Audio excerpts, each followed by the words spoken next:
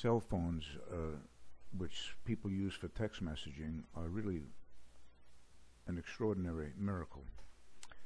The big problem or disadvantage is that the keyboard is so small that people can only use one or two fingers, so they can't possibly do touch typing.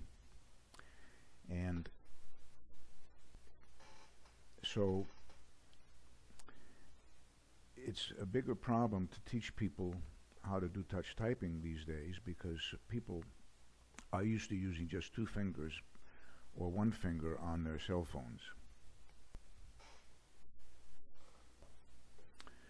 The iPads are another great miracle, but they have the same disadvantage. The keyboard is quite small, so people tend to use two thumbs or two index fingers to type even long documents, but definitely for text messaging. People with very small fingers are able to touch type on the keyboard on the iPad. But if you have larger fingers, it's very difficult. And even if you have small fingers, it's more difficult than if you have a regular size keyboard. More and more educational institutions around the world require students to use iPads for their work in class and for their work outside of class,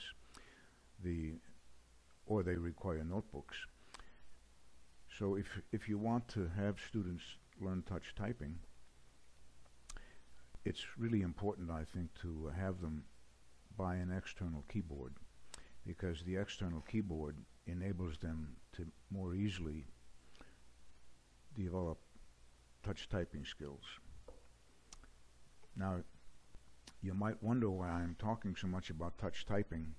Well, I'm talking a lot about touch typing because I think it's a skill that is very helpful in developing language, because you begin to learn the patterns of spelling and word order through your muscles as well as through your mind. So you have this tactile memory, which you don't get when you do hunt and peck or just when you use two fingers. So whether touch typing is faster or not is really not the issue. The issue is you begin to learn tactily patterns in the language, spelling patterns. So this is why it's crucial for all students to learn how to touch type and to, of course, do their regular two-finger typing on their cell phones. That's all they can do. But for serious work, touch typing is absolutely crucial.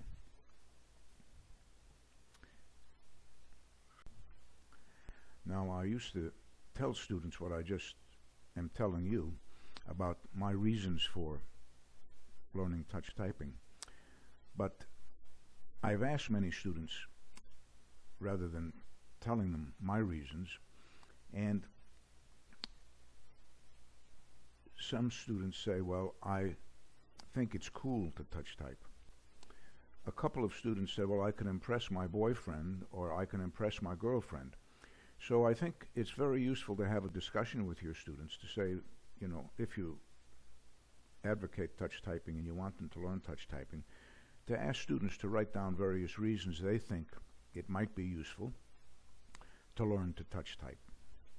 And one advantage today of learning how to touch type is there are a million, well, not a million, but many free programs on the internet, so people can touch type with these free programs.